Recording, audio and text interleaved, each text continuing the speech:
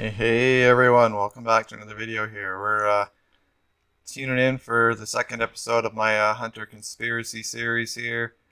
Um, so what we're looking at here is we're going to be looking at two, maybe three conspiracies if we can fit them into this episode here. The first one is that the current year this was back in 2016, was actually 1719 and not 2016, which would put us 4 years further than that, so it would be 1723.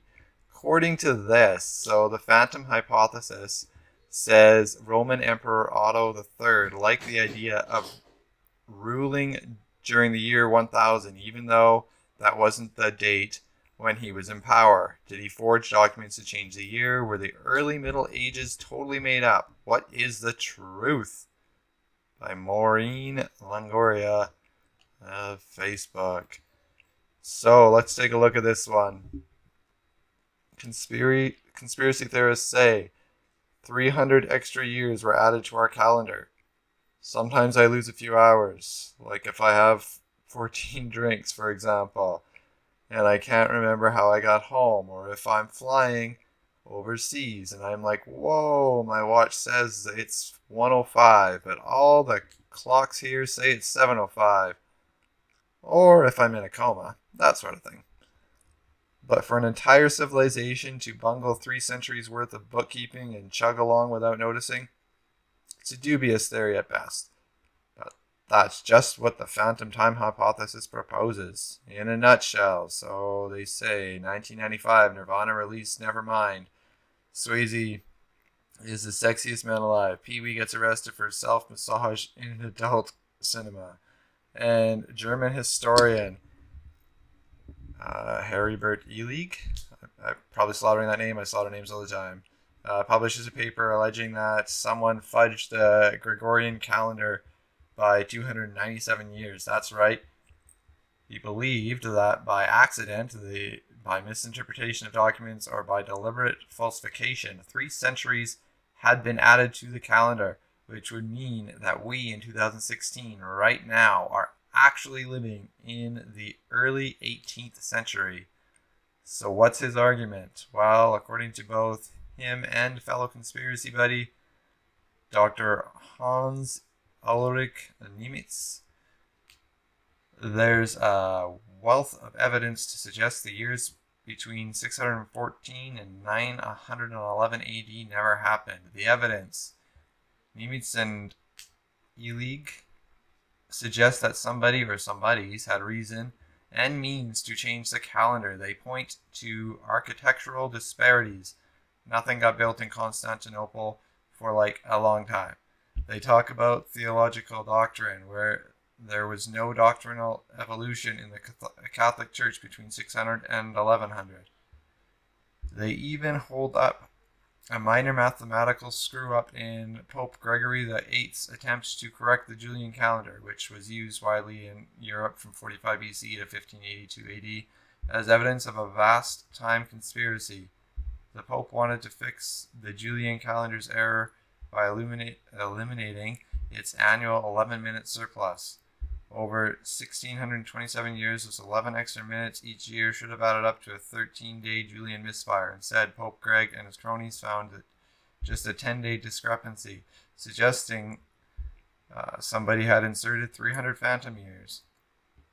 Even if we buy this circumstantial hogwash, the real question is why? Why would anyone want to add 300 years to the calendar? For kicks? One of the dualist theories involves a conspiracy cooked up by the church. What better way to legitimize doctrines and decrees than to backdate them by a couple hundred years and tell people it's been that way all along? 600? No, sorry.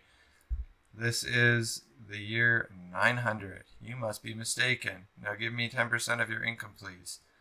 Another theory is that Roman Emperor Otto III, that rascal, wanted to reign during the nice round year 1000. His reason? To show we understood Christian millennialism. Whatever that means. Millennialism would be referring to the 1,000-year reign of Christ after the 7 years of revelations, in which case after the 1,000 years, Satan is supposed to be released, and then you will be locked up again. So, the debunking, this theory, though cool, in theory doesn't need to need an energetic debunking. After all, getting the whole world on board with a 300-year forgery and then never telling anybody about it would have been simply impossible. Agreed. But thanks to Stephen Dutch of the University of Wisconsin, we have 3 major pieces of provable evidence that upend his Illig's theory. And Dutch has got more. Check out his withering dissection of the phantom time. If you go to this site here where I'm at, you can click on that link there if you're interested in that. Charlemagne lived during this missing time. Charlemagne was real. The Chinese Tang Dynasty happened during this time. The Tang Dynasty was real. Halley's Comet sightings are recorded during this time. Regardless, I'm going to leave a note for my ancestors to be delivered in 2297. Happy Y2K. Oh, that was amusing. Okay, so the next one, we're going to skip that one. We're going to skip Thursdayism. Thursdayism is just basically people believe that all your memories come from a Thursday, which is weird. So next we're going to take up chemtrails, which is something I have actually heard of before, and I thought it was ridiculous when I heard it the first time. So the government is spraying chemicals in the air to control our health and food supply. Though many scientists have disproven this theory, many conspiracy theorists believe that aircraft trails are purposely scattered throughout the sky to affect the population. So, the government's hidden agenda. A look inside chemtrails. This is from just over a year ago. It is believed by some that contrails, or a trail of condensed water from an aircraft at high altitude, are chemtrails that contain chemicals made to harm humans. These chemicals are supposedly put in these jets by the government for various goals, such as for profit, solar radiation management, weather modification, mind control, human population control, and biological warfare. That is, they are causing respiratory and other health problems. This all began in the 1990s when investigative journalists started to describe implied plots by the government to inject poisons into the atmosphere by the trails of jet planes. This belief is still believed by many today, but the Air Force and many other scientific agencies have responded to these various information sites with information on why they are incorrect. Information concerning this extraordinary belief is online and on YouTube. You can find anything on YouTube, including this video. Like, share, subscribe. Support my work. This extraordinary belief is important to look at because many individuals believe that the government has a secret plan to harm their citizens. Extraordinary claims require extraordinary proof. The evidence backing up the claim that there is a large secret program that the government is poisoning people from aircraft is very weak, as most are just photos of the sky and not hard evidence. It's said that chemtrails look just like normal contrails, but are thicker, extend across the sky, and laid down in patterns like X's, grids, and parallel lines. They do not dissipate quickly. Instead, they open into formations that look like fake cirrus cloud or cirrus-type clouds that last for hours. Witnesses have photographed military and unmarked jets who leave these long-lasting trails. The chemtrails are being released are said to be unknown because only a few planes in the world can analyze them, and they are expensive. Of course, if you can't prove it, claim it's too expensive to research. Chemtrails have said they have tested the soil that these chemtrails have fallen on and have found chemicals. A panel of 77 atmospheric chemists and geochemists have responded to these claims to give their findings. The patterns found in these contrails are from multiple aircrafts flying in different directions of each other, intersecting their trails. Contrails can last anywhere from a second to several hours, as it depends on the atmospheric conditions at the altitude the plane is flying. There are no scientific findings of chemtrails in these trails, and for these soil tests, scientists say that whoever collected the samples, they did not do so properly. People who believe in this conspiracy think the government has their own agenda and should be to blame for many health issues in America. Ultimately, these people are misinformed. When scientists try to disprove their beliefs, their explanation is ultimately considered just part of the cover-up. The evidence that is presented for chemtrails do not have any strong evidence that explains it. The belief of chemical spraying would mean that thousands of people would be sworn to secrecy, like pilots, delivery men, aircraft maintainers, etc., and that not one person would have leaked the truth. Highly unlikely. Believers in this theory come from all around the United States and all levels of education. There is a chemtrail group on Facebook with about 114,000 members. Many of these people are outcasts, and having this social group of similar people backing up their beliefs, they feel more accepted. These believers feel a sense of belonging in their group, but also have a sense of being different, as only a small population believes this. A reason people believe in chemtrails is that they blame bad things happening to them, like sickness, on a higher power because they are controlling them.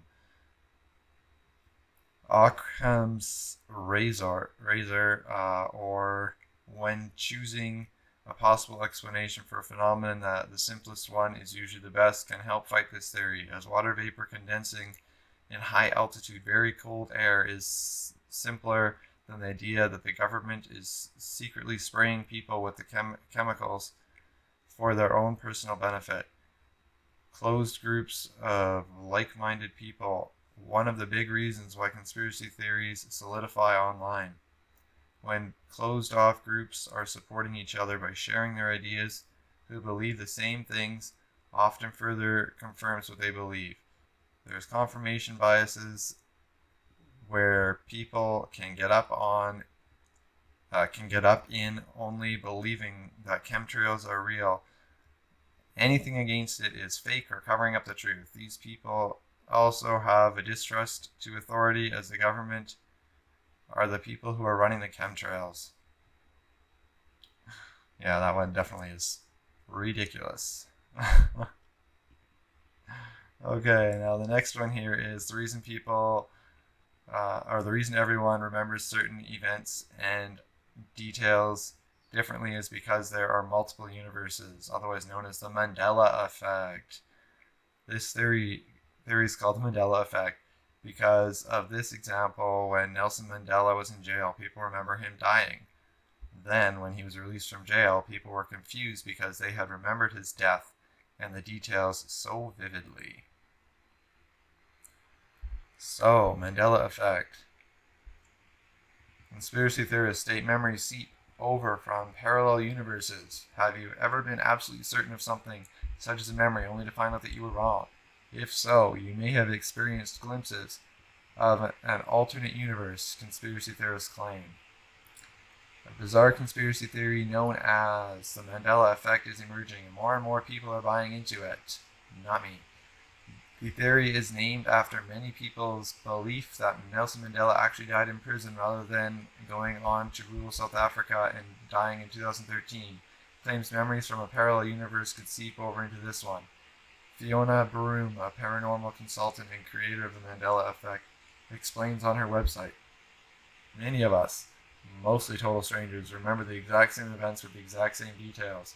However, our memories are different from what's in the history books, newspapers, and archives, and so on. This is a conspiracy, and we're not talking about false memories. Many of us speculate that parallel realities exist, and we've been sliding between them without realizing it. The theory really gained traction last year when boxing legend Muhammad Ali died in June at the age of 74. However, despite widespread coverage of his death and his ensuing funeral, many believe they remember the world's greatest dying several years ago. People took to social media to express their disbelief at Ali's recent death. One person wrote, "Mandela Effect. I remember Muhammad Ali actually dying in the 90s. Another added, "Rest in peace, Muhammad Ali. This is the second time you died. Mandela Effect strikes again." Other theories that fall into the Mandela Effect include the belief that Hurricane Katrina did not strike in August 2005, but rather 4 months earlier. And Dirty Dancing's Patrick Swayze survived his cancer battle in 2009. Ms. Broom says she hasn't got a clue what causes the out there phenomenon. However, psychiatrists have offered up a solution: the misinformation effect. According to an article in the scientific journal Learning and Memory, the misinformation effect refers to the impairment of memory for the past that arises from after exposure to misleading information. That definitely seems like a very plausible solution to that. So, thanks for watching, guys. We'll tackle a few more in the next episode here. So, yeah, thanks for watching. Remember to like, subscribe, hit the notification button, and if you wish to support my work, you can donate to PayPal. The details are in the comments.